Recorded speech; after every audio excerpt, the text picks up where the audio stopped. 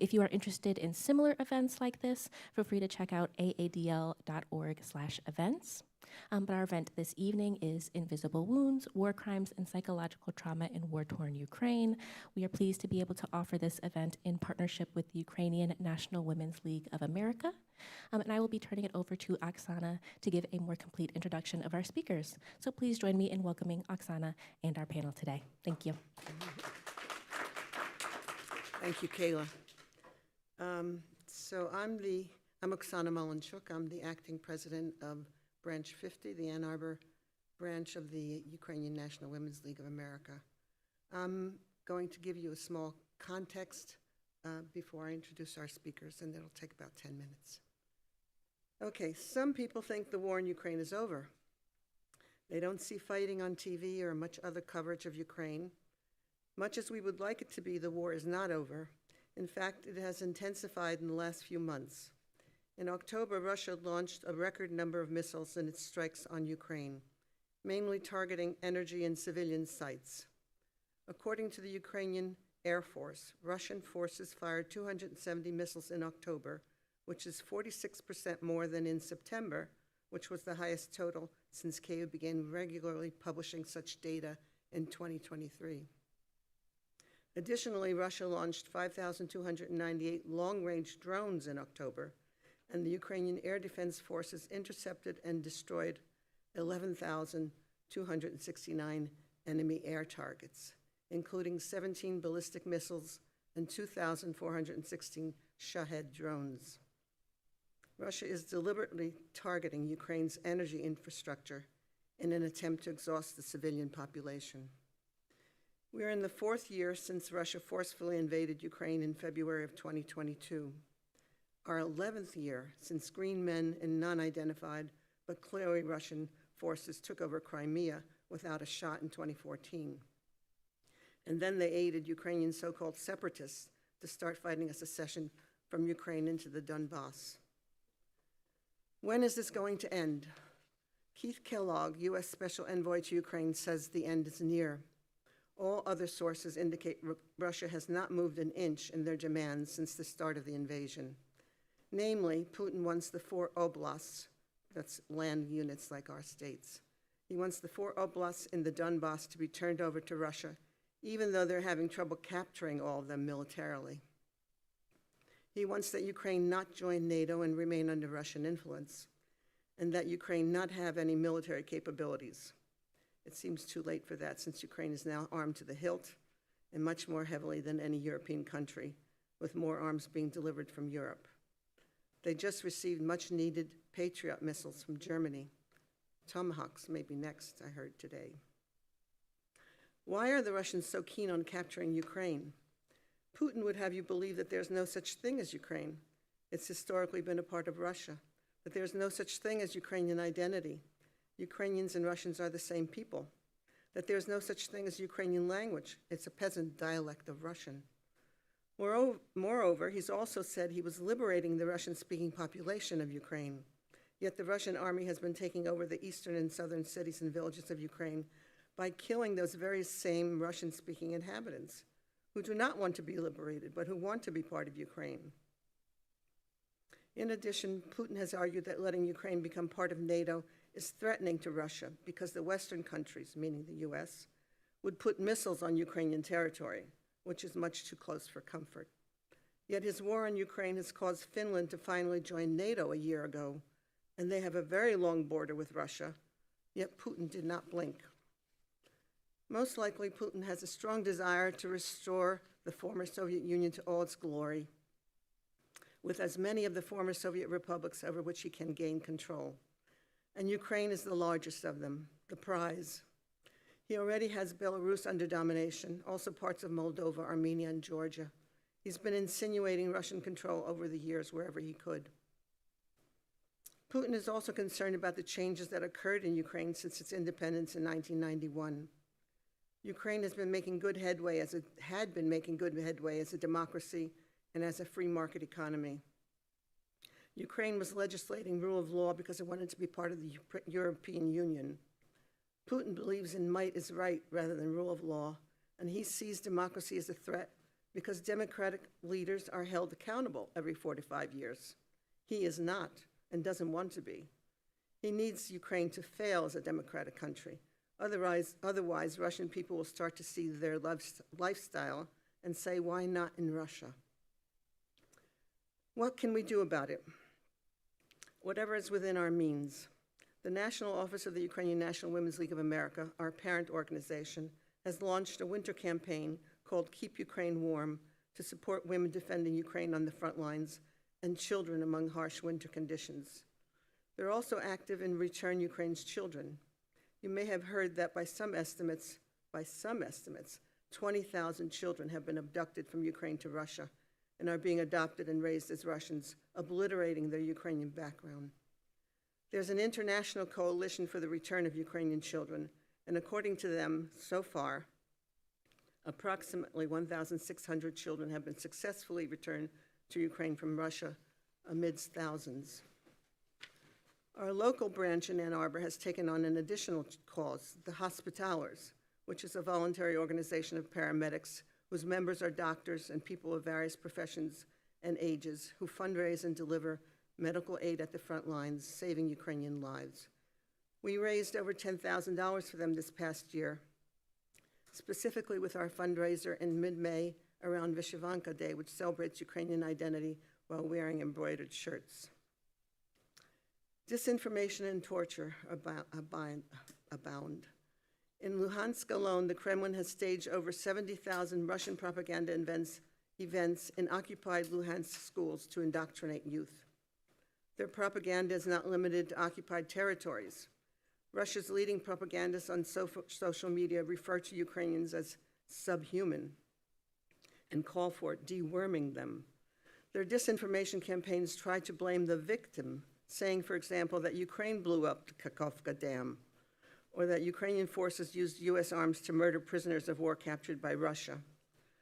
A coalition of lawyers has argued that every day Ukrainians die under Russian bombs. Ukrainian civilians in the occupation are detained and tortured.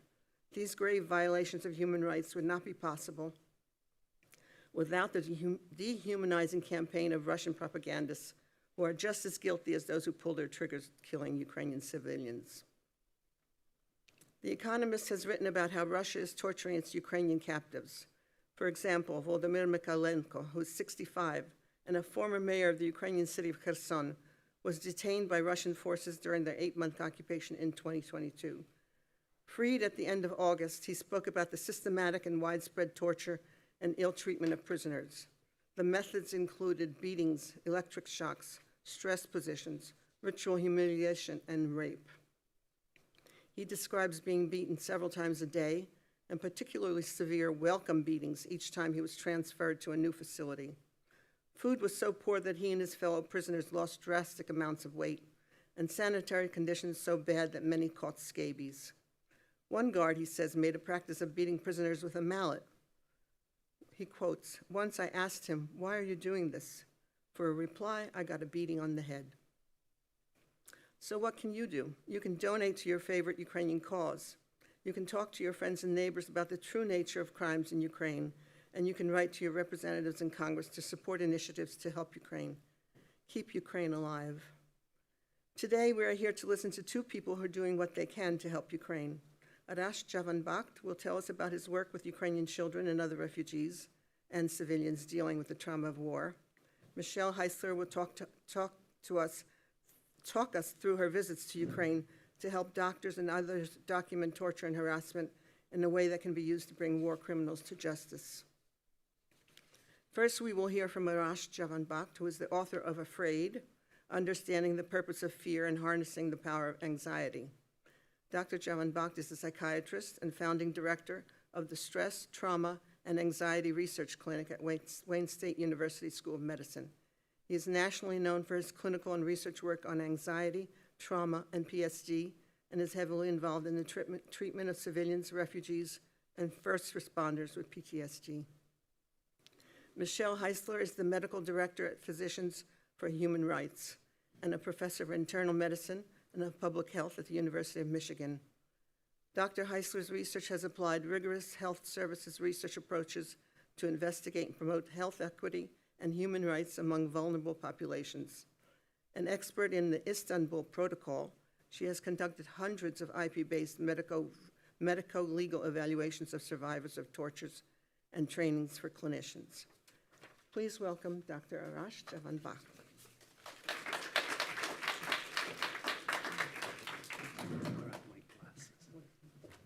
He's grabbing his glasses.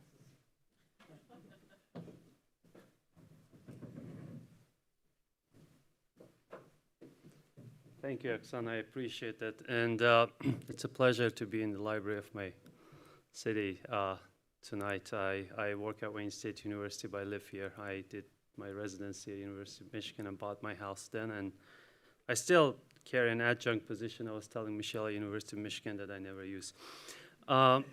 So today my goal is, my specialty is trauma. Anything trauma does to humans, from younger age to older age, from the genes to how we can address and treat it. And today I want to talk about what trauma of war does to humans, especially younger humans. And that doesn't differentiate between nationalities and races and different people. What I'm talking about today, I talk about Ukraine, I talk about Middle East, and it applies to even at home here, people with childhood trauma, horrible life experiences. I mean, we don't lack trauma in America also. So our group, what we do, besides what my work with survivors of torture, human trafficking, refugees, first responders, all sorts of people who have seen the worst of what humans do to each other, but also we research what trauma does to the brain, to the body, and anything from the changes in the genes to how we can advance our treatment, whether it's by use of AI and mixed realities. And I'm also heavily involved in talking to the public through the media outlets or the book that Oksana mentioned, to talk about trauma, fear, anxiety, all I know about those. Usually in these kind of conversations, we start talking about numbers and percentages, and this percent of people are affected by this and that, and then gradually humans turn into numbers and statistics. Before we go there, I want to talk about, try to portray what is the life of a person who has been in war and now is a refugee. And everything I will say about examples are true examples I've seen and heard. I will not make up or imagine any stories. So imagine one day you wake up to a loud explosion and more of it, and you don't have electricity, and you don't have water, and you don't know who is in charge of this neighborhood, depending on how they may racially or ethnically or language-wise or culturally are different than you. There's no food for the kids, there's no shelter, you don't know when it's gonna end, you don't know how it's gonna end, and it goes on and on and on. And people have babies, there is no formula for the babies. For getting some food, you may have to risk your life to go find the food and come back. And on your way back, you may see dead people, you may see animals eating dead bodies, and it goes on and on and on for months and sometimes years. Some people are born in these conditions and situations and grow in these conditions and situations. And for places, as we talk, like Ukraine and Syria, well, there was a stable life. People were living their lives the way we do here, and then things changed drastically. And for those who may be lucky enough, they leave what was their identity, their career, their family, their loved ones, the beautiful tree they had planted in their backyard, their potatoes, and they have to go to a camp in another country where there aren't many resources. Things are not much better than homeland, except the bombs are not falling on their heads. And they might not be kidnapped or killed or persecuted or tortured. And they live there. Now the kids have to adjust to a new environment. You don't know how much you're liked by the host community, because inherently humans are tribal creatures, and there's always some propaganda about someone who is not like you. And for those who may be lucky enough after some time, After 6 months, 2 years, whatever length of time, they get a letter, you're going to go to America. And your understanding of America is what you have seen in the Hollywood movies. You don't know the language, you don't know the culture. Well, you have seen Home Alone on your TV, and then you come, they drop you in a neighborhood without transportation, and that's the first time you learn that without transportation, you can't even do grocery shopping in America.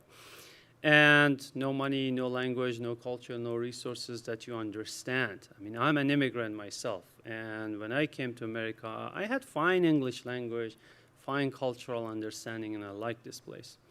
For a lot of people, that's just the beginning of learning what is this new place and how to work a credit card or how to even communicate within this culture with a local person.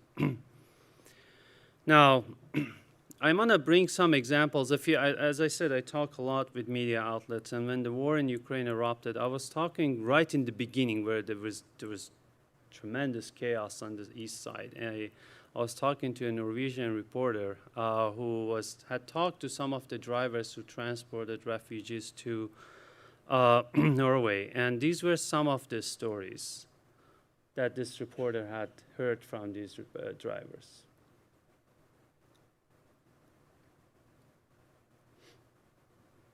I'm sorry, Finland. I said Norwegian. Finnish reporter I was talking to. And you all have been exposed and heard of these stories in all different parts of war-torn countries and areas. So, as I said, there's a lot of loss in the life of a refugee. When we say, okay, you're out of the war zone and now you're in America with all these modern amenities, there's a lot of loss in this person, including the loss of identity. I'm an immigrant. I was a doctor in my country, and when I came here, I was nobody because America doesn't accept any medical training anywhere else outside America. So now I have a high school diploma in this country because where I did my medical school was straight out of high school, 7 years of medicine, and then 3 years of residency. So that was tiny loss of a migrant that I am. Now, applying it to our lives, let's just imagine tomorrow the boss says, hey, you don't have this job. Top that with all of these, and then I will tell you what else is tops the experience of a refugee. And there's a lot of guilt and shame of those who didn't come here.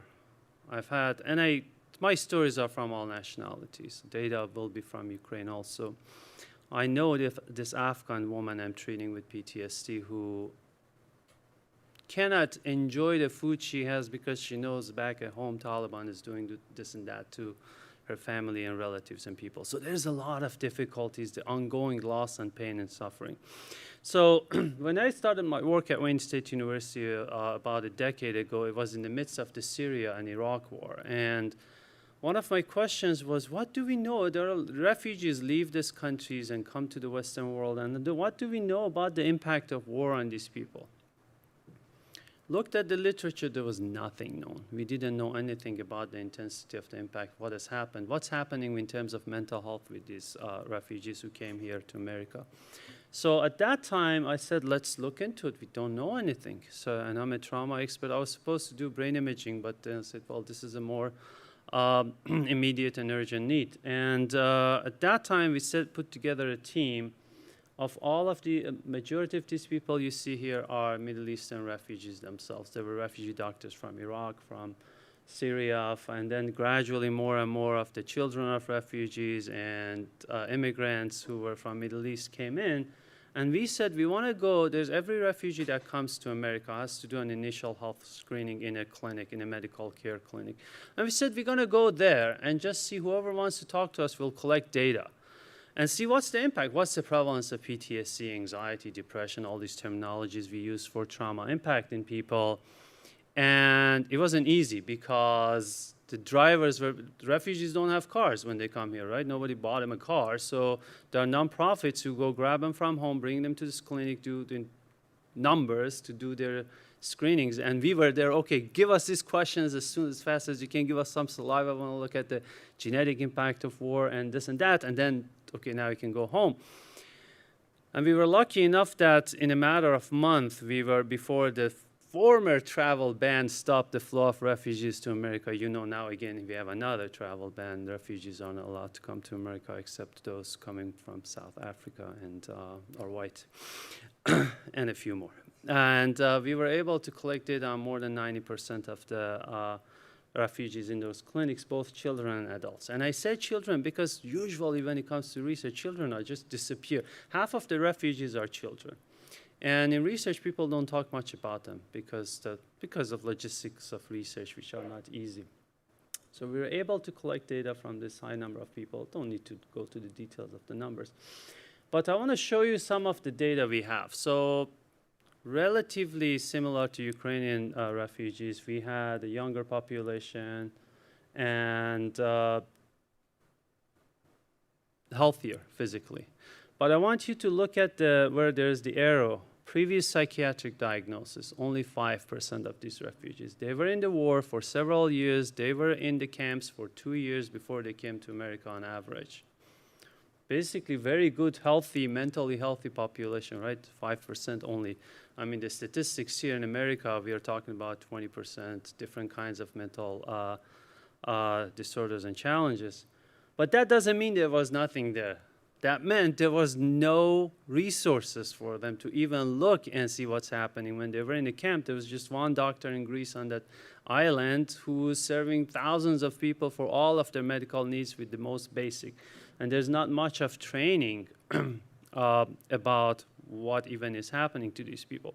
So before we go to showing more stats and numbers, I want to talk about what we talk about PTSD. Actually, today I was talking with this reporter from Guardian about the trauma culture. Now everybody has PTSD here, right? But when we talk PTSD, we talk people who are trauma exposed. When we talk trauma, we talk assault, shooting, war, rape, robbery, serious motor vehicle accidents, torture. This is trauma. It doesn't mean that a difficult breakup is not stressful. But when we talk in my language trauma, this is trauma. And when we talk PTSD, it's people who have gone through these experiences. So when you look at the data, we are talking about these people, not people who had a difficult divorce, which is stressful, very stressful. But now we are talking about people who almost lost their life or sexual integrity or had the exposure. Because one challenge with refugees in war-exposed population is that they may have all their 4 limbs. They didn't die, they weren't shot, but they have seen a lot of dead people. And that by itself is traumatic. We see that in first responders all the time. Now, post-traumatic stress disorder is when I have been trauma exposed now, I have frequent nightmares. Every time I go to bed, I see the nightmares of what I saw there. I have flashbacks, the images come to me, sounds come to me, smell of the perpetrator comes to my nose. And all these memories come, I push them away, they come back. I'm avoiding anything that could resemble that trauma, including being here among a group of people because that feels dangerous to my body.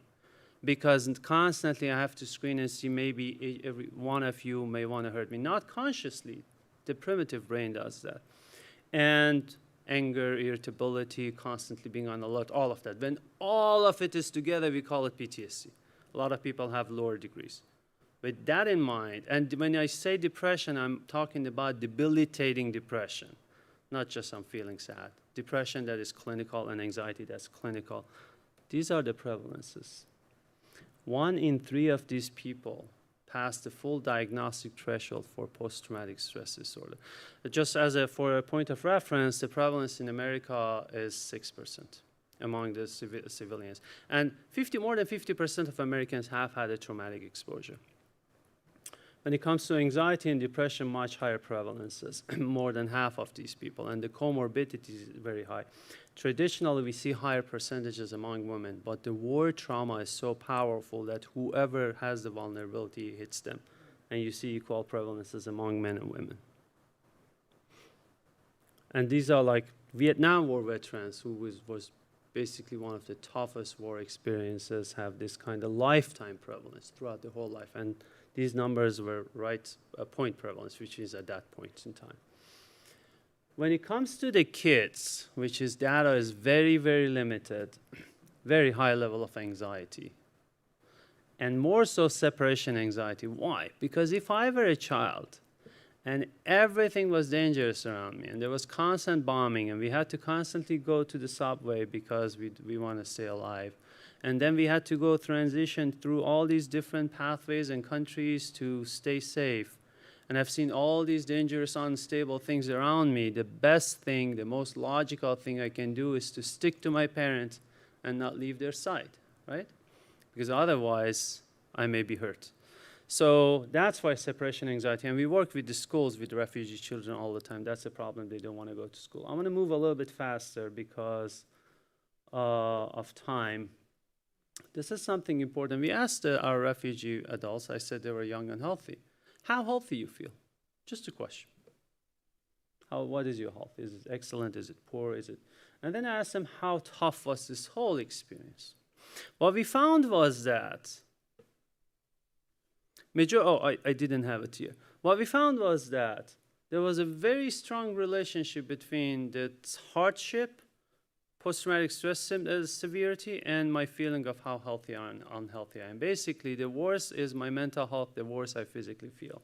And then I'll go see a primary care doctor. And so now, Oksana mentioned that the war is not ended in Ukraine. For a refugee who leaves, the war is not also ended. And I have evidence for that, because one could say, okay, now you left Ukraine or Syria, and now you're in America, and so everything is good. Why? There's no bombs here. Why are you feeling bad? You should feel good now, right? 2 years later, we went to these people's houses and measured the same data. No changes in terms of severity of PTSD symptoms without interventions. Trauma doesn't always recover. And what actually we found was with those who had the kind of experiences that Oksana was talking about, which is death threat, torture, victimization, basically interpersonal, horrible, traumatic experiences, it even gets worse over time without intervention, and the symptoms worsen among those people who have been intimately hurt by other humans.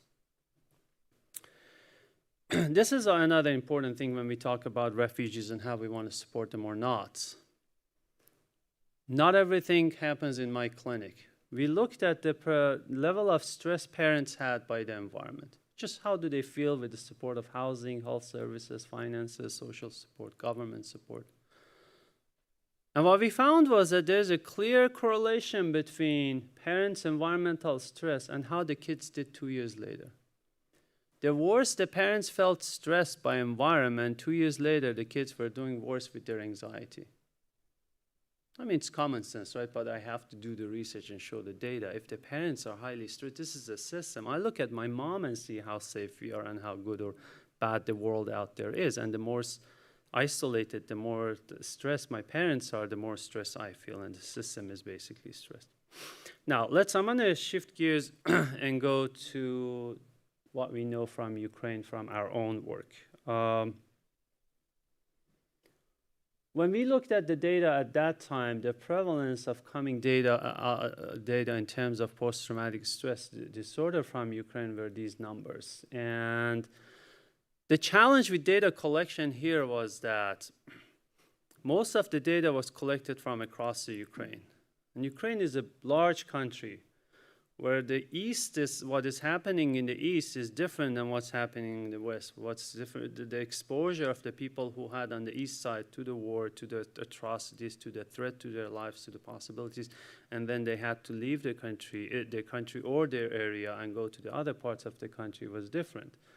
So we got lucky that this young man on the top, Austin, right in the beginning of the war, emailed me, and he was a college student in Sadler's College in Boston. And when the war started, this guy said, I'm going to go to Ukraine.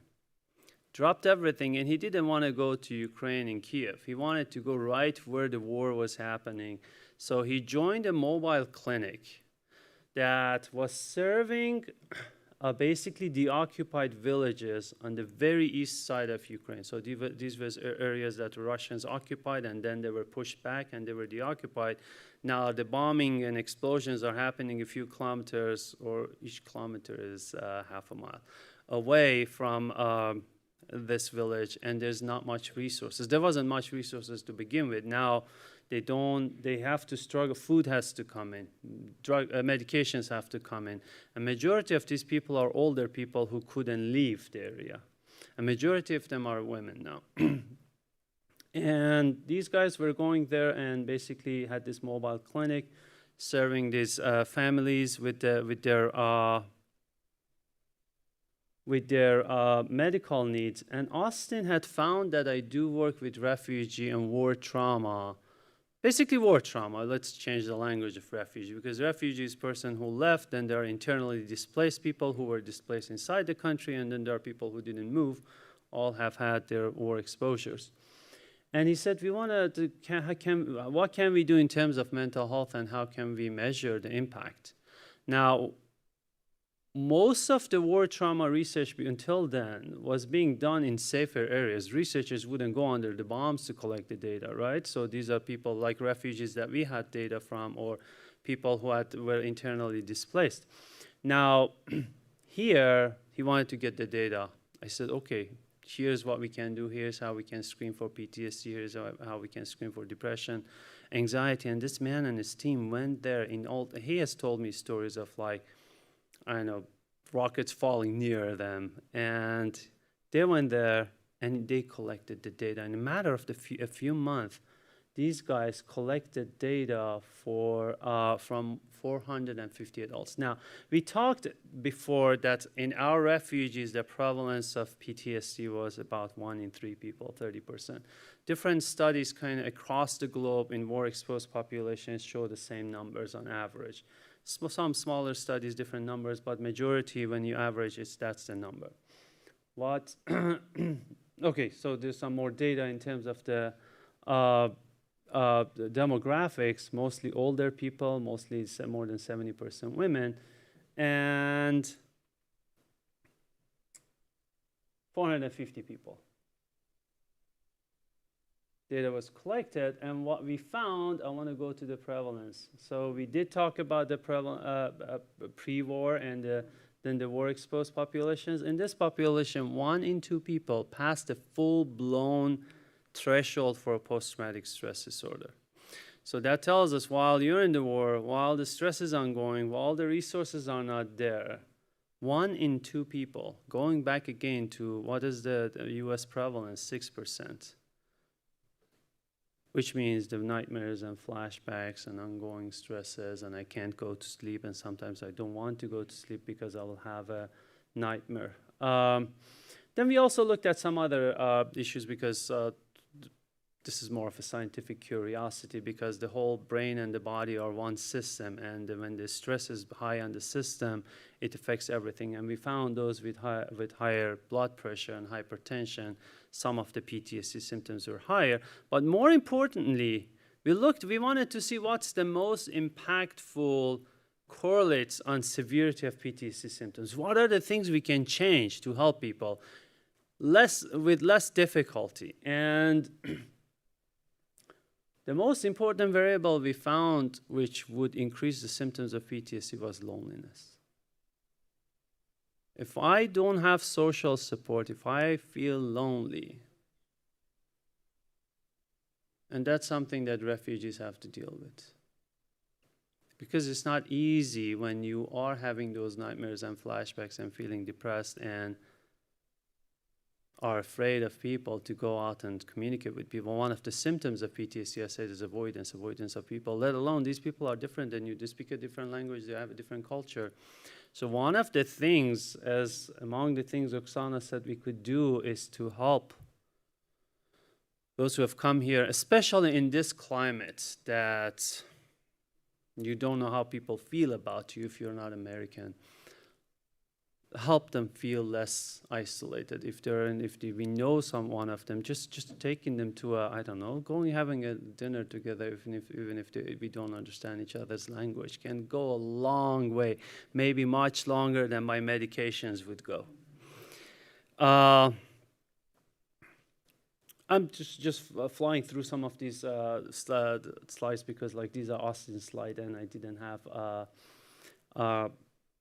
I didn't need to talk about much of them. That was created for a scientific audience. So then the other thing we did a few years ago was, how I talked about my medications. Good luck with convincing a refugee taking my medication. Well, there's different cultures of psychotherapy, medications, treatments, mental illness. Oh, I'm not crazy. I'm not going to take these medications, right? And oh, my mom or my cousin or my aunt is going to tell about this. And there are different approaches. And of course, most of our medications have been tested in the Western populations. We don't even know the impact. And then our therapies are more the traditional therapies of prolonged exposure therapy, this, that. And then we don't have a lot of people who speak the language. Actually, when the war started, I write for the science community also. I wrote basically a commentary about a guideline about okay, what can be done in terms of mental health and during the war. And one of the things was, okay, how can we put together culturally and linguistically skilled therapists from all the even former USSR countries and Eastern European countries, and even America, there are a lot of Ukrainians who may be experts or psychotherapists, how we can help in that sense. Anyway, so we knew that we don't have a lot to offer to these refugees. But what happened to my life was these two ladies showed up about 8 years ago. Holly at the bottom, she's an art therapist. So CNN came and did a report on what we were doing with the refugees, and and Holly saw that and came and said, hey, we do art therapy. You want to help these kids? And then Lana, who was a neuroscience student of mine, is a dancer, and said, I want to do dance therapy. So then I found my yoga teacher in Ann Arbor, and we said, okay, how about we do something? We talked to Samaritas, which is a nonprofit serving refugees with their social services needs. And I'm a hardcore researcher. I was like all my medications and traditional therapies, but I was like, none of that works. Let's be creative. And they would bring a child and a mom to our clinic, and moms in this corner would do mindful yoga, and kids would do dance and art and movement therapies. And what we found was amazing. So traditional therapies have a lot of dropout. One of the treatments, we call it prolonged exposure therapy, which is basically going through my trauma memories over and over. Dropout is like more than 50%. Here, majority of these people, despite the fact that they didn't have transportations, moms had other kids at home, they have all the challenges of refugees, remain in therapy, and we did it in a group setting. They didn't even have to talk about their trauma. They expressed their emotions through dance and through movements and through the art. And I even remembered there was this tiny kid who would not want to hang out with the kids and would go bother women who are doing their yoga, and the team said, because we're also doing research, should we remove her from this study? I was like, no, let her be. And then gradually she would go and peek and see what's going on the other side, and then she ended up hanging out with the kids. And we saw there was a significant decline in the symptoms of PTSD, in the symptoms of anxiety in these kids and their mothers. And that yoga teacher is much cheaper than me, and does it in a group setting, right? So there's also that sense of community building. I was talking about loneliness in the beginning, and now these people can find some friends and then maybe call them later on, and they feel like, and now they're hanging out with this American art therapist lady who is very nice, and they're learning, okay, these people we can communicate with them. And since then, we have been able to, this is the same data on the art therapy, and since then, we have been able to expand this across the state of Michigan, and this was done with the Afghan refugees in the hotels. When they came to the hotels, our team would go in the hotel and do the same thing. They were packed in those rooms. They weren't even allowed to leave. With the Ukrainian kids, and near 1,000 kids across the state have been served. And this all led to state of Michigan coming to us a couple of years ago and said, Michigan is a nice place when it comes to immigrants and refugees compared to some other states, and they had more resources a few years ago, and now we're living in a different world. And they said, we want to help our schools understand the needs of a refugee child. If a refugee child, when that loud bang goes, they get terrified or they get angry, what's going on?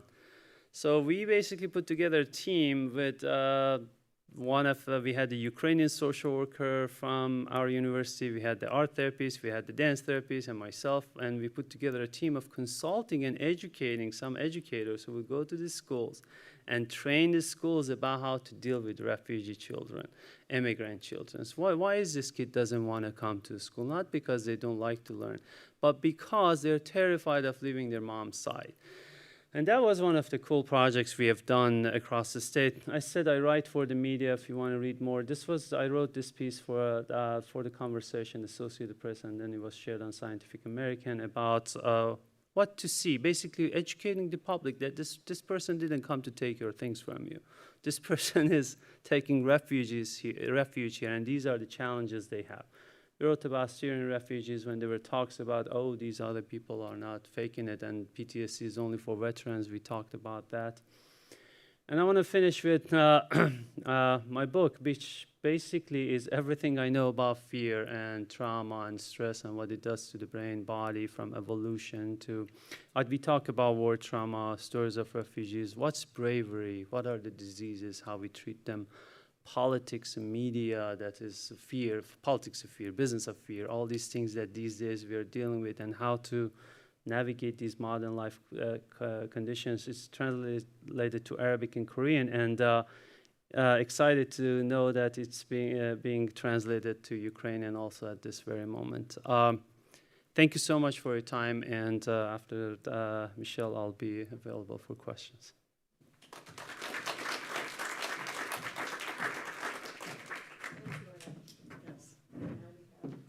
Yes, good evening, and thank you. That's a wonderful backdrop on just the type of psychological trauma that people face, those who leave places like Ukraine, and then even more so, as you pointed out, those who stay. I'm just gonna, not more so, but that who continue to be exposed to the ongoing. Okay, so I've put this up. So it should be, yes. So again, yes, thank you.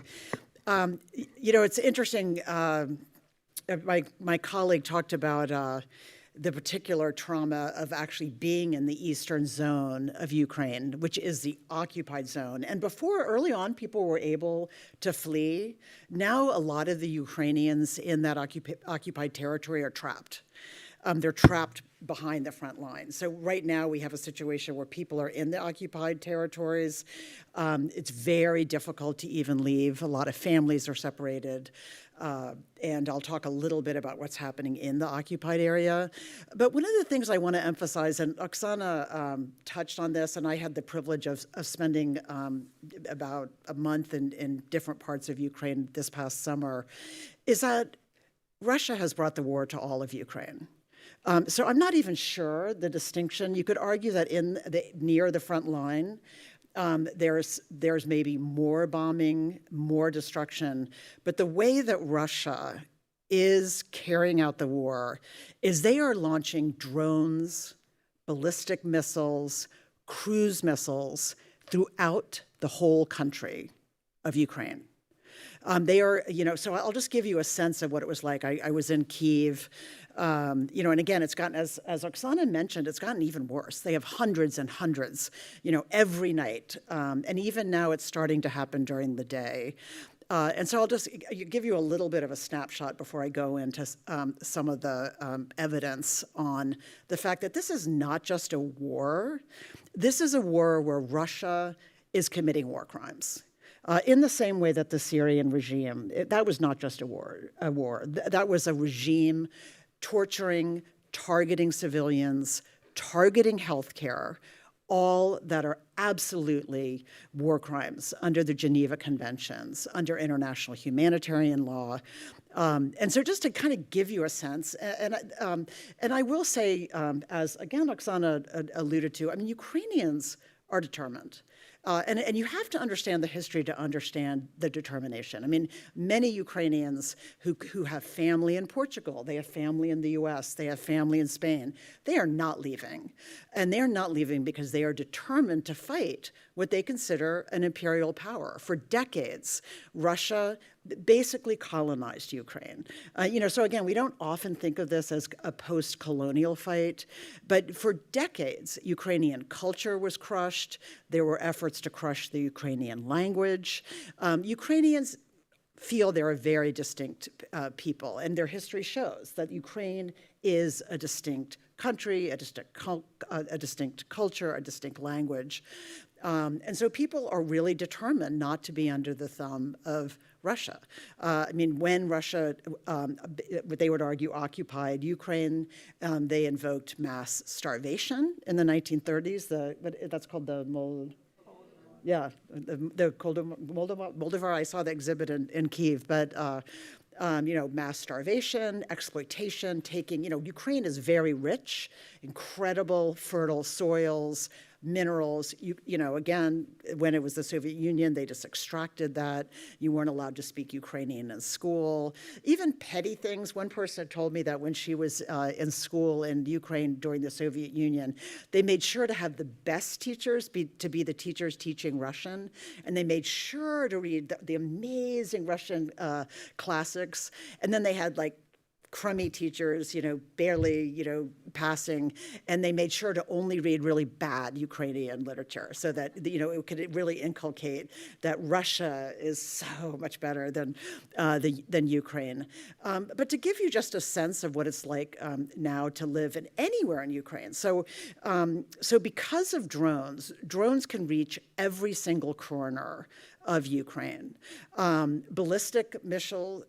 So basically, there's Ukraine, there's the east, there's the mid part, there's the west. So drones, which go kind of slow, but they can go everywhere, including to the far western part of Ukraine, Lviv, the areas that are right along the Polish border. And so ballistic missiles, and again, I just want to convey to you, ballistic missiles only take 2 hours to go anywhere in Ukraine. And actually the only thing that can protect Ukrainian cities from ballistic missiles are Patriots. So in case, some of you may not understand why this debate and why the fact that in the past year, the U.S. has refused to give Ukraine a Patriot. Patriots are just anti-aircraft. They're for protection. They're for defense. And so ballistic missiles, really the only thing that can prevent a ballistic missile from exploding and creating a lot of danger are the Patriot missiles. And so that's why that has been such an important debate. But the way life is in Ukraine now, and again, it's now happening that there's bombings during the day, is that, you go to Kyiv, and in the city, it's a city. People are going to restaurants. People are going to offices. And then at night, and everyone has an app. I'm sure Oksana has family and friends that have them. So you have apps that basically are kind of giving you a sense of where different, drones, there's arrows. Drones are heading, it looks like that might be a ballistic missile heading a cruise missile. And so you have kind of apps that you can kind of keep track of. Those of us that are visiting, when the air alert would go off, usually around 10, and when it's a bad night, the air alerts just go constantly all night. So I, as a foreigner, you pick your hotel based on which have the best bomb shelters. I picked one that had 10 cots, and I made sure to get down there, so I got a cot. But, if you're there and you're visiting, you can basically go down in the hotel and go to a bomb shelter. But if you're Ukrainian, you would never sleep if every time there was an alert, you went, a couple blocks to the subway to a bomb shelter. And so it really is a form of collective torture that you have, whole populations of civilians. And, again, the organization I work with, we have representatives in Kyiv, and they just sleep through it. And so you're basically you're going to sleep. You're like, I'm so exhausted. I am just going to sleep. And so you go to sleep and you pray that randomly your house is not going to be one of the houses that's destroyed. Could it be? Will you wake up or not wake up and you'll be dead? But you just have to get sleep. And so again, this is what life is like. So it's really not just the war region, but throughout the country, people are living in warlike conditions. And it's really tough when you have an aggressor that is targeting civilians. And again, I want to talk a little bit, focus on the work about documentation, as you're trying to care for people who have survived conflict-related sexual violence, torture, and the importance of while you're trying to provide care for survivors, the need to document that we hope that there can be good evidence gathering so that that these perpetrators at some point can be held accountable for their crimes. So, sorry, I should have gotten my water. So So I'm a professor at Michigan, but I also am very pleased to serve in the part-time role as medical director at Physicians for Human Rights. And Physicians for Human Rights is a non-governmental organization. Just a second, I'm going to. And really, the idea is that health professionals, I don't know if any of you are health professionals, that health professionals, nurses, physicians, scientists, really have specialized skills and the training that we can bring medical and scientific evidence to efforts to promote and defend human rights, that, we can document the health harms of human rights violations. So Physicians for Human Rights, since the Russian invasion in February of 2022, has done a lot of work in Ukraine. One of the areas that we have been documenting is really documenting the Russian attacks on healthcare. Because, again, attacks on healthcare professionals are war crimes. And again, the United Nations is now investigating this. The International Criminal Court actually has put out a warrant for Putin as a war criminal. And again, the attacks on health are one of the things that are just not allowed under international humanitarian law. I mean, wars happen. There's pain and suffering, but you cannot deliberately target healthcare. And if you do deliberately target healthcare, and increasingly what we're seeing is targets on healthcare, because that's in a very effective way to demoralize the whole population. We saw it in Syria. Again, and Russia helped the regime in Syria. I mean, it was really a lot of what happened in Syria was Russia helping the regime to target hospitals, healthcare facilities, that are in the areas that they're trying to vanquish. Again, you can see PHR and others have a map really showing all the different areas over time of healthcare facilities that have been destroyed, that have been attacked. There's been a total of 2,078 total attacks on healthcare since February 2022. And again, it's all over the country. This is not just, again, I want to emphasize, these are destructions happening throughout Ukraine, not just on the front line in the eastern part of Ukraine. Again, as I said, there's been a total number of 2,078, 1,111 attacks have damaged or destroyed hospitals or clinics, and 407 attacks have harmed health workers. 291 healthcare workers have been killed in these direct attacks on healthcare facilities, and 262 have been injured. 81 have affected maternal health care, 109 have affected child health care, and 185 attacks have affected hospital utilities. As Oksana said, one of their strategies has been to attack the power sector, and that there is actually a UN commission of inquiry that's looking at this, because that also is a war crime, to deliberately target power for civilians. Again, you very powerfully talked about what it's like to have a blackout, to not have electricity, to not have power to cook. And so there's been a lot of attacks on energy facilities. There were especially a lot in 2022. There were about two attacks per day, but they've continued throughout these remaining years since it started. And I don't have time to talk about this today, but there have been the direct attacks on healthcare. But I will say there's a horrific amount of attacks on healthcare in the occupied areas. One of their strategies to gain control over the population in the occupied territories is they're basically saying, if you do not renounce your Ukrainian citizenship and get a Russian passport, we will deny you health care. You cannot get health care unless you renounce your Ukrainian. It would be like us. You have to renounce your U.S. citizenship and become, I don't know, Mexican or Canadian if you want to get health care. And it's really painful, as we interview doctors. Doctors are being told they shouldn't provide health care to people. Like someone comes in with a heart attack and they don't have a Russian passport, and they're being pressured to not provide health care to people unless they get a Russian passport. I mean, this is all part of the same thing as 20,000 children abducted.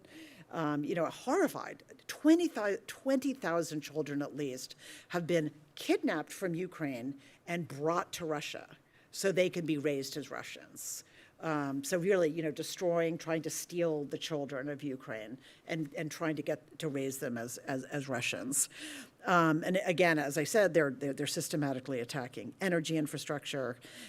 So again, I think a lot of independent research, UN research, does consider these crimes against humanity. So again, I think it's really important that all of us distinguish between war. War is terrible, but then there's war that being conducted in a way that is having crimes against humanity.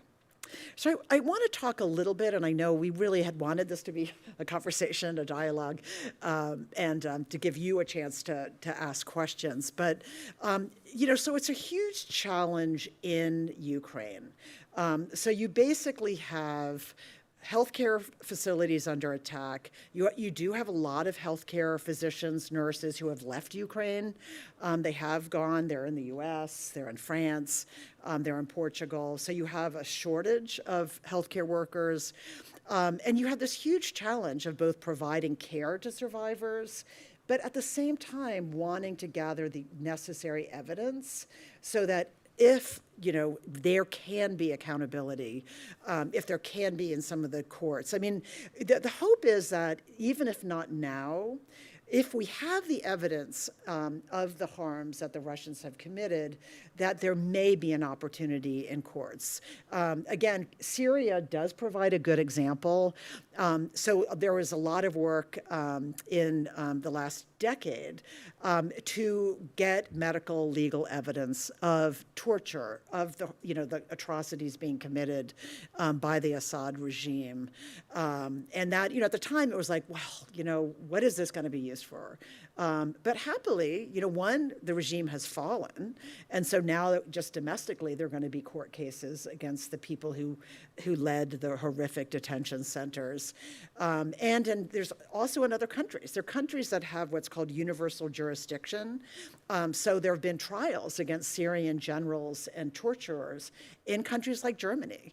If a Syrian happens to be in Germany and someone identifies them, they're apprehended, and a number of them are now serving life sentences in jail. So I just want to give you the sense that we want to be documenting these crimes, but at the same time that we're providing care, good psychological care, good medical care for survivors.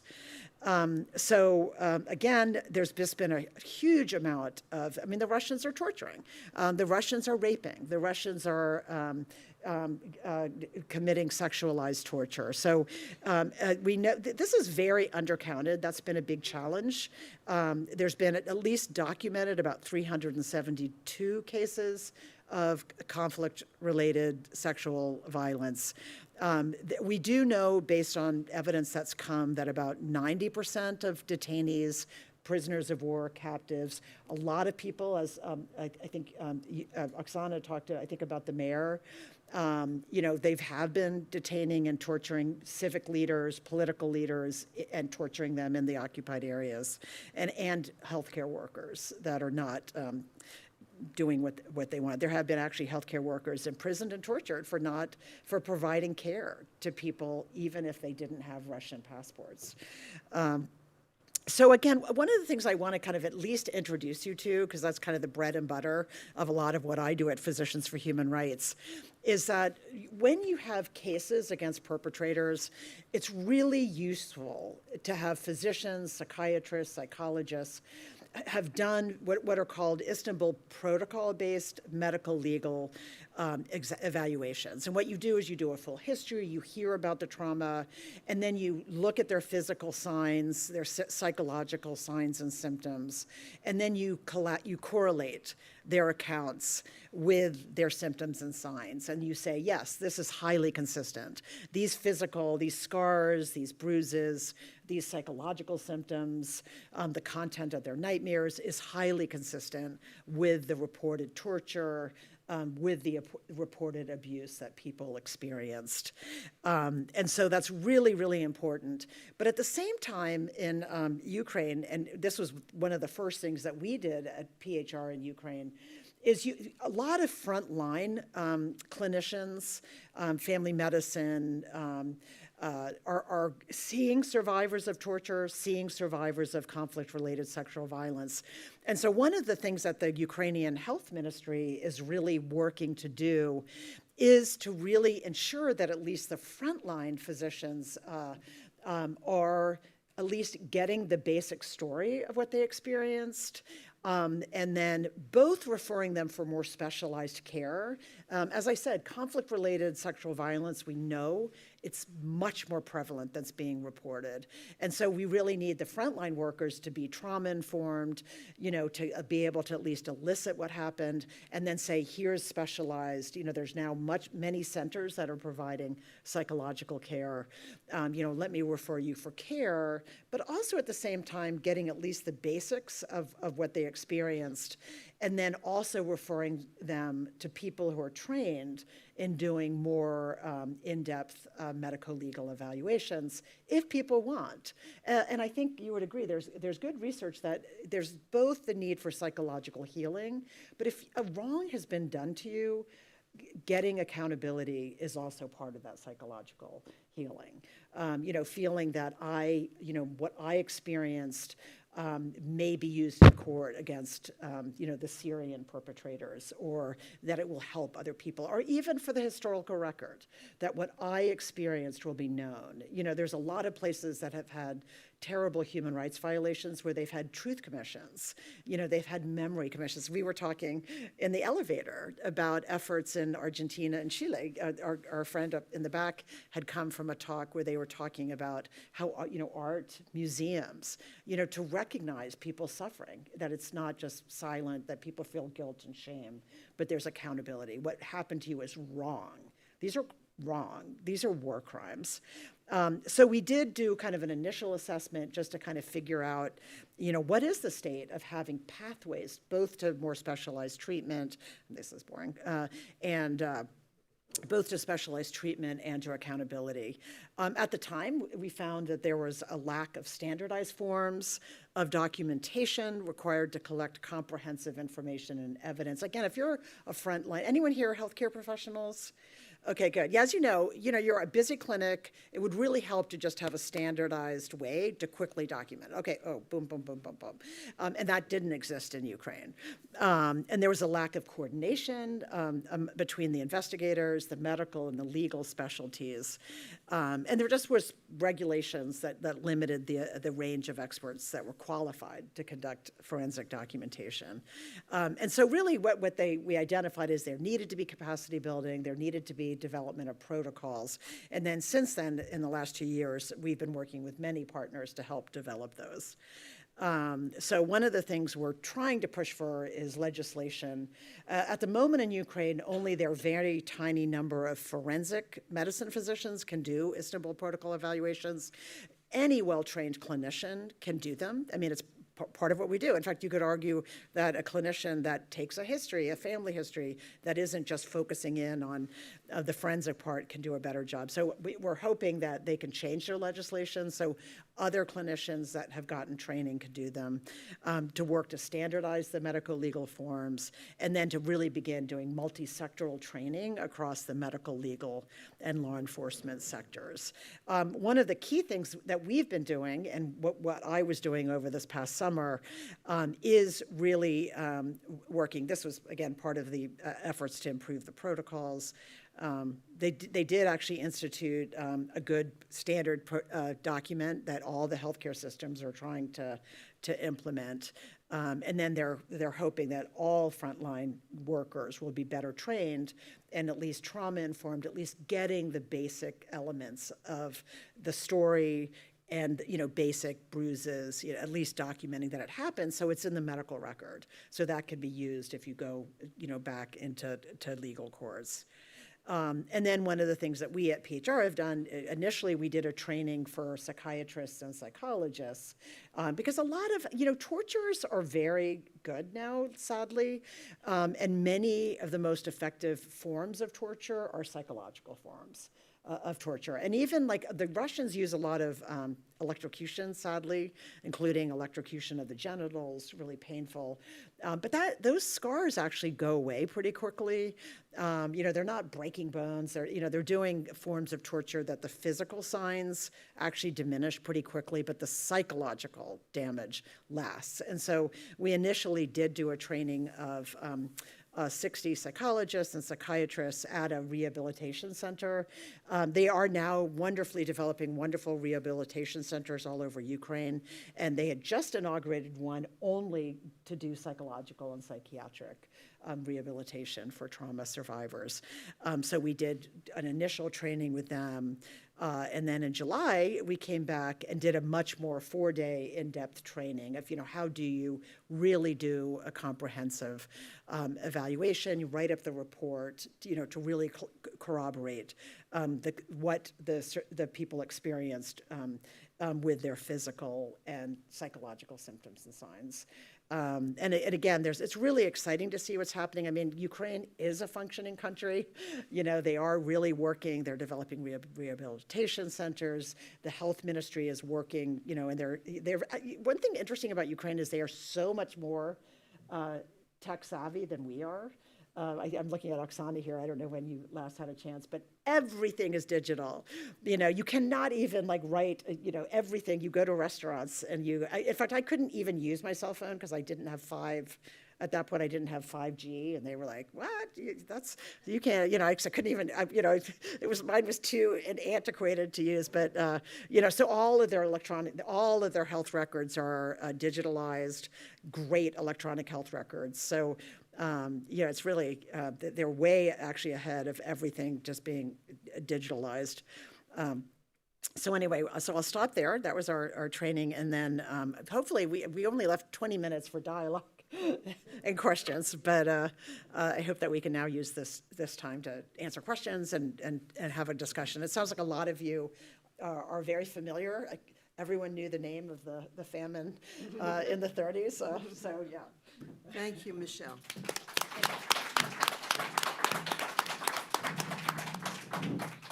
So we're open for questions. Anybody? Yeah, just let me know. I'll bring the microphone around if there are any questions or comments for any of the speakers on our panel. So at the first point when the Ukrainians were able to repel the Russian invasion in and around Kyiv, we know of Bucha being probably the most infamous now case.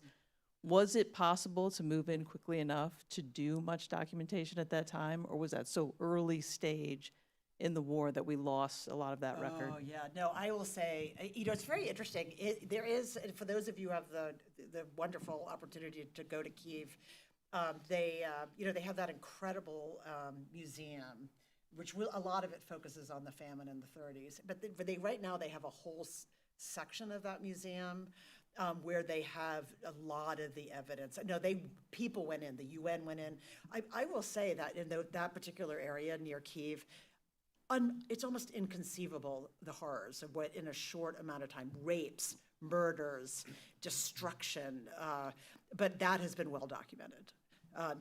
There has been the UN, they really were, you'd be happy to know that that's been well documented, and that will be used in future trials, because, I mean, that was just so horrifically brutal. The civilian deaths, rapes against civilians, torture, destruction of civilian infrastructure and houses, yeah.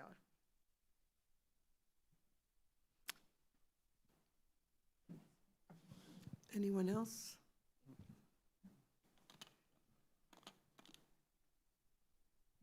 Hi.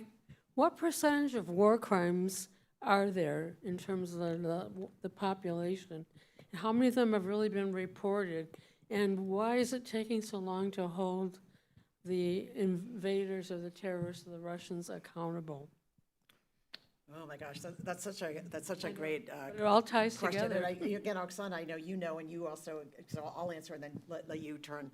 I mean, that is one of the hard things. I mean, it's right now it's very hard to know. There's just the occupied territories. You know, when people escape, there's a lot, when people are released from captivity, then it's able to record what happened to them. So I think right now, the occupied territories is very opaque, because it's very hard to, I mean, they are occupied by the Russians. It's very hard for people to get out. You know, there are communications, but people are afraid. You know, everything's monitored. And again, there's, unfortunately, and I think as you were commenting on earlier, there's a lot of shame and a feeling of guilt, and especially with sexual violence. I mean, again, that number of 300 is so paltry. That's just the number of people who came forward. And so it's just so hard to know. And I think historically, the sad thing is that you often don't truly get accountable unless you defeat. You know, you look at the Holocaust, you look at the Nuremberg trials. You know, there was accountability because Germany, the Nazis were defeated. Now we're going to see in Syria, the Assad regime was defeated. And so now there may be criminal cases, criminal courts. So again, I think a lot does depend on the will of powerful nations. So Europe is very united in support of Ukraine. The U.S. was I mean, again, you know, the Biden administration, you know, kind of just gave Ukraine enough support that it didn't get defeated, I think. But I think, as you know, it's been really hard because the current administration has really waffled. And so it's not clear that there is support of the U.S. Government for Ukraine. It's gone back and forth. You know, again, even providing assistance was stopped for, I think, 8 months. So again, I think you're going to have unity among really powerful countries. I think Europe is, and I wouldn't, again, I think Oksana is probably aware of this, but if you go to Poland, if you go to Norway, if you go to Finland, you know, Europe is aware that this is an existential threat. I mean, I think people are baffled that the U.S. doesn't realize that Ukraine is fighting our war. I mean, Russian aggression, Russia hates the U.S. Putin hates the U.S. You know, so it's just like baffling that we're not recognizing. I think Europe is very aware that if Russia succeeds in this war against Ukraine, they're next. I mean, already drones have entered the airspace of Poland several times, Finland, Norway. Romania. So I think a lot of Europeans are like, why is it that we ever think that Putin would want to be our friend? He wants to regain all of his, as you said, all of his prior, the empire, and I'm sure he'd like to take back Eastern Europe as well, Estonia, Lithuania. I'm sure he'd love to take over Finland. You know, again, Norway's scared, Sweden, so yeah, so that's not a good question, but I think that what you're saying is we need to push to enable there to be good documentation so that we know just how prevalent the war crimes are. Sorry, I want please to, if I continue, can, yeah. I want to add something important Michele said is, if I get a ticket and I have to go to the court for that ticket, I hate doing that.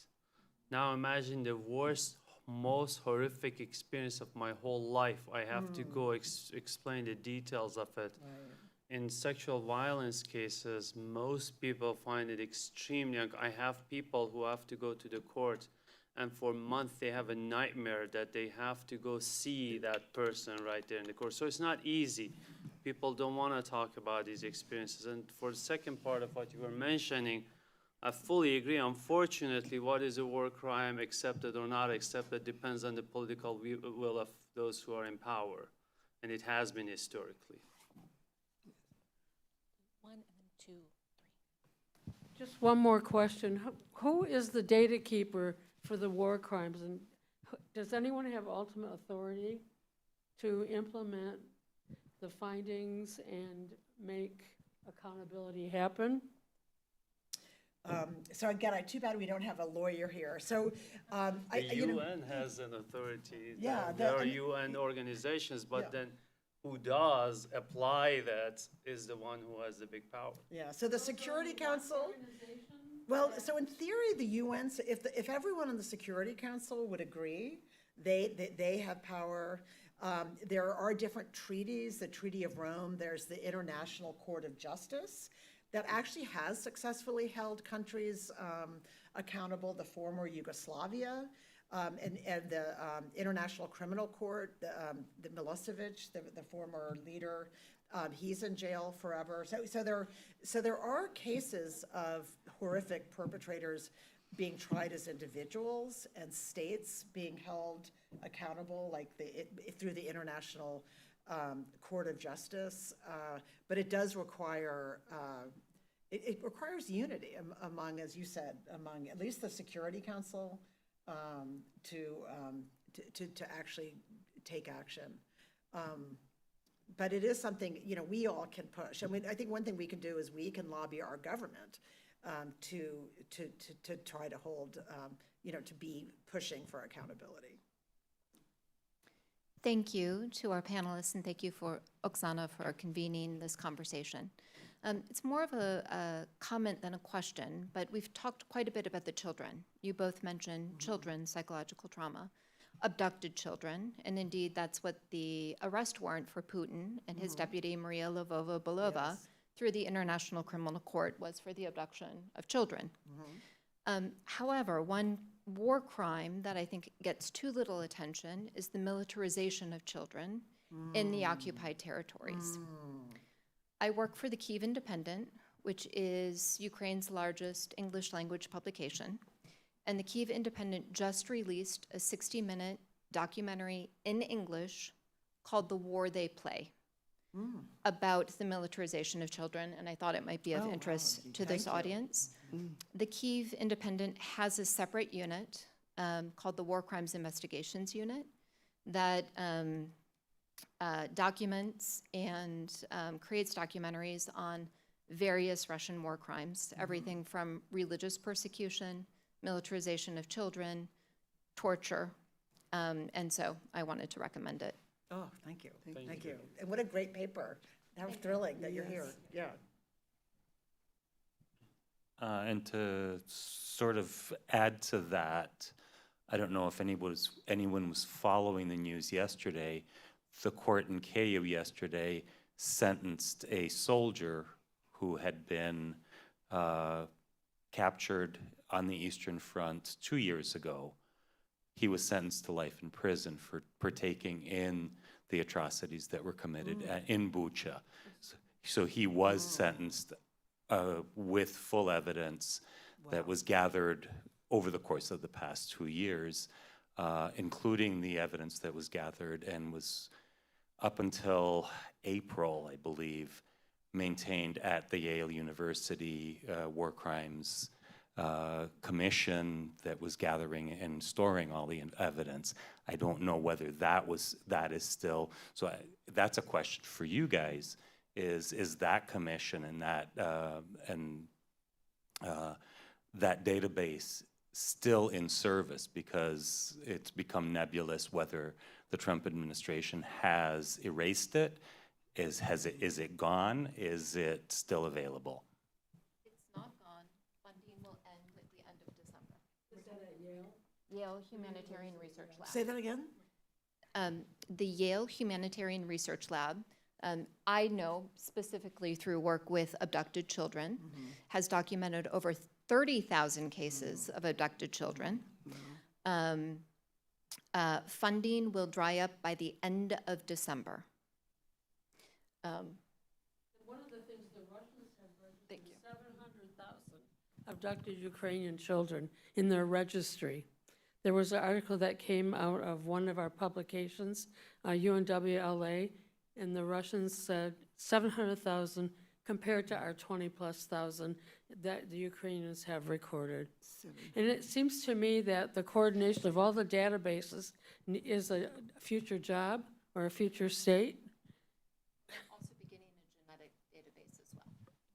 Actually, speaking of that, funding's running out. We were very close to go do what we did with Syrian refugees in America, inside Ukraine, and look at the impact of war trauma in kids who are there. And we worked with the NIH. We almost got the money, and then rules changed, and no money can leave the country for research. And now war-torn places and refugees are not a priority. So we are still trying, but Yeah, it's difficult. This week, we also had an opportunity to listen to 2 Ukrainian poets, and something that they mentioned brings me back to some of the work that you're doing, Arash, with children and people suffering from PTSD. They mentioned that early on, people thought that the conflict would end soon. They were looking for the light at the end of the tunnel.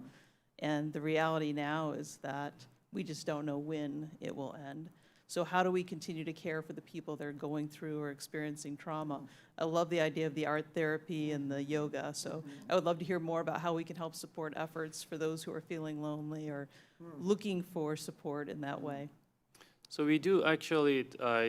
I said that funding was not given us to go do it in Ukraine, but we are still fighting to now do it in America with Ukrainian refugee children. I think, I said earlier, one of the things that trauma does to people is it changes their meaning and understanding of the world, and it changes the meaning they have for themselves. That's one of the worst things that trauma does to people. I now am a guilty person, I'm a shameful person, I am a broken person. It's basically understanding of a child, how safe the world is, how much I can rely on the adults, how much, and now I'm an adult. I mean, we see it in intergenerational transmission of trauma. I learned from my grandparents that the world is not a safe place.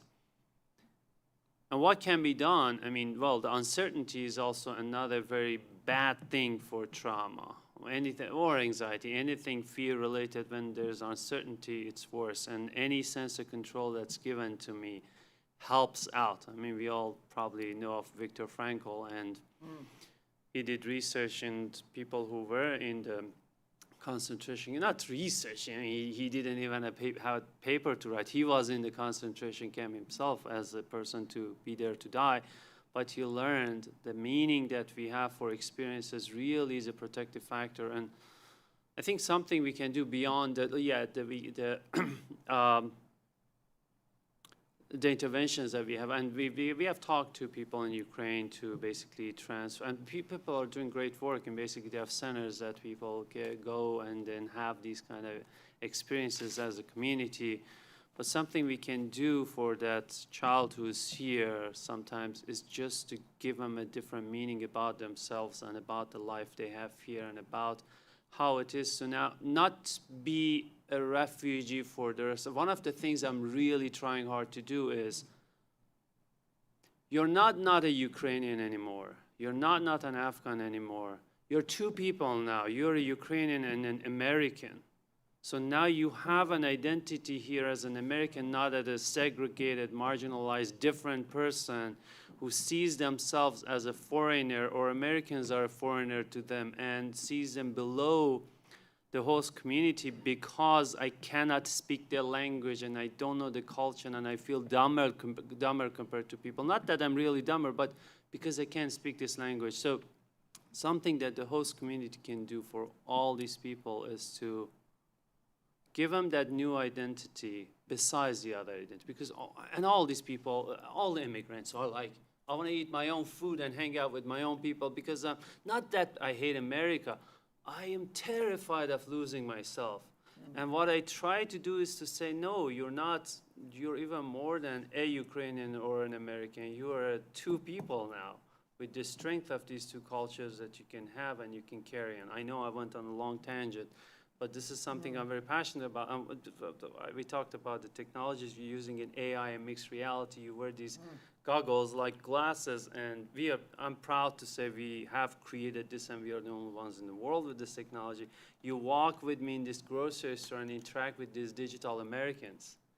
So you feel more comfortable around the host community. We use it for PTSD, not necessarily for refugees, for everybody. But now I have a colleague actually at Wayne State who's using this for refugee mothers to come and feel more comfortable to be at a party where there are Americans and feel more comfortable and less of a foreigner here, because that is very, very important. Now I feel more confident to be. Thank you. Do we have time for one more? I think we have time for one more.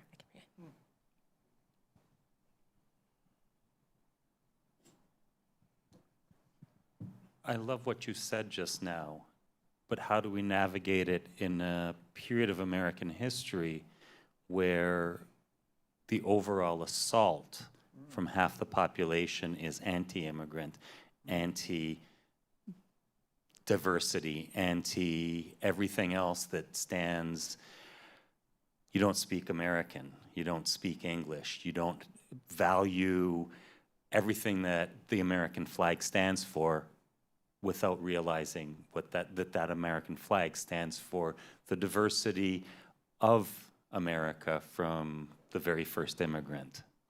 I love that question. I write a lot about politics of fear, and it is close to my heart. We are in a terrible time because of the tribalism and how tribe speaks to us, that half of America believes the other half are idiots or evil, which is impossible. And it belongs to both halves because of the tribe leaders and the tribe media and the tribe digital tribes.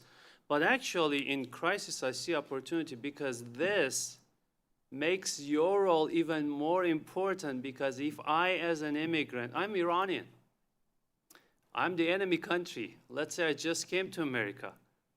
And if I feel terrified of everybody around me hating me, and you're my neighbor, and you invite me to your house, and we are having a dinner, and I see that you don't hate me, your role is very, very important. So instead of going and fighting with the other guys on social media, you can come help me feel more comfortable and know there are Americans who don't hate me. Thank you Thank you very to our much, panel. everybody.